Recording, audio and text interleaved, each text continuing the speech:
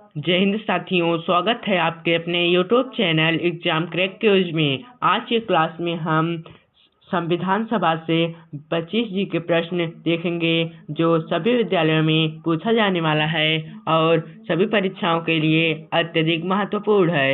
इसलिए इस वीडियो को शुरू से एंड तक जरूर देखिए और अगर आप चैनल पर नए हैं तो चैनल को सब्सक्राइब कर लें ताकि वीडियो का पहला नोटिफिकेशन आपके पास जरूर पहुँचे। पहला प्रश्न है, संविधान सभा की बैठक कहाँ होती थी? इसका सही जवाब है ऑप्शन बी, नई दिल्ली। संविधान सभा की बैठक नई दिल्ली में होती थी। अगला प्रश्न है, संविधान सभा का सचिव कौन था? इसका सही जवाब है ऑप्शन ए, HBR आयरंगार। संविधान सभा का सचिव HBR आयरंगार था। अगला प्रश्न है, राष्ट्रीय प्रतीक अशोक स्तंभ कब अपनाया गया? इसका सही जवाब है ऑप्शन ए, 26 जनवरी 1950। राष्ट्रीय प्रतीक अशोक स्तंभ 26 जनवरी 1950 में अपनाया गया। अगला प्रश्न है, संविधान सभा ने राष्ट्रगान किसे चुना? इसका सही जवाब है ऑप्शन बी, जन गण मन। संविधान सभा ने राष्ट्रगान जन गण मन को चुना। अगला प्रश्न है, संविधान सभा ने महिलाओं की संख्या लगभग कितनी थी? इसका सही जवाब है ऑप्शन बी, 15। संविधान सभा में महिलाओं की संख्या लगभग 15 थी। अगला प्रश्न है, संविधान सभा में अनुसूची जाति प्रतिनिधि प्रमुख कौन थे? इसका सही जवाब है ऑप्शन ए, अंबेडकर। संविधान सभा में अनुसूचित जाति प्रतिनिधि प्रमुख अंबेडकर जी थे। अगला प्रश्न है, संविधान सभा की कुल लागत लगभग कितनी थी? इसका सही जवाब है ऑप्शन ए, 64 लाख। संविधान सभा की कुल लागत 64 लाख थी। अगला प्रश्न है, संविधान सभा की कार्यवाही किस भवन में हुई? इसका सही जवाब है ऑप्शन ए, संसद भवन। संविधान सभा की कार्यवाही संसद भवन में हुई। अगला प्रश्न है, संविधान सभा में किसने समाजवादी विचार रखे? इसका सही जवाब है ऑप्शन ए, नेहरू। संविधान सभा में नेहरू समाजवाद विचार रखें। अगला प्रश्न है, संविधान सभा की पहली बैठक में मुस्लिम लीग की स्थापित? इसका सही जवाब है ऑप्शन बी, बहिष्कार। संविधान सभा की पहली बैठक में मुस्लिम लीग की स्थापित बहिष्कार हुई। अगला प्रश्न है, प्रारूप समिति का गठन किसने घोषित किया? इसका सही जवाब है ऑप्शन ए, अध्यक्ष।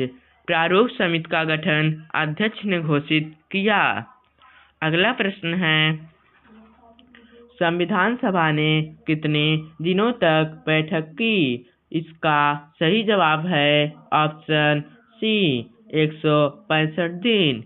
संविधान सभा ने 165 दिन तक बैठक की। अगला प्रश्न है, संविधान सभा के बहसों का रिकॉर्ड क्या कहलाता है? इसका सही जवाब है ऑप्शन ए, डिबेटर। संविधान सभा के बहसों का रिकॉर्ड डिबेट कहलाता है। अगला प्रश्न है, संविधान सभा में किसान नेता कौन थे? इसका सही जवाब है ऑप्शन ए, NG रंगा।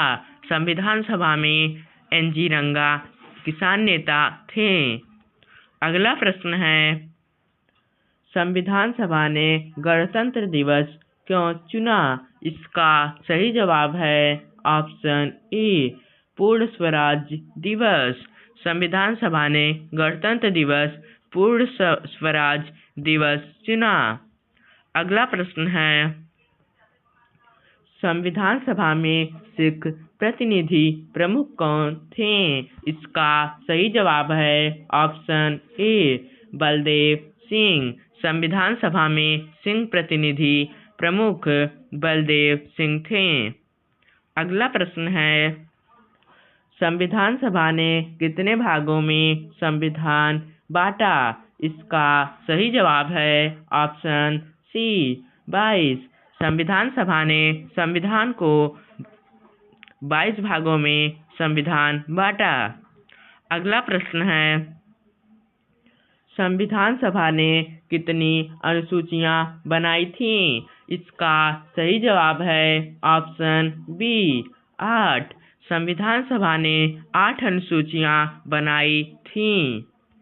अगला प्रश्न है, संविधान सभा के प्रमुख आलोचक कौन थे? इसका सही जवाब है ऑप्शन बी जिन्ना। संविधान सभा के प्रमुख आलोचक जिन्ना थे। अगला प्रश्न है, संविधान सभा में प्रेसिडेंट का चुनाव कब हुआ? इसका सही जवाब है ऑप्शन ए 11 दिसंबर 1946। संविधान सभा में प्रेसिडेंट का चुनाव 11 दिसंबर 1946 में हुआ।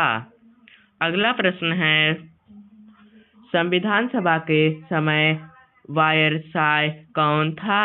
इसका सही जवाब है ऑप्शन डी वेटन। संविधान सभा के समय वायसराय वेवल था। अगला प्रश्न है, संविधान सभा ने संघीय ढांचा किससे लिखा?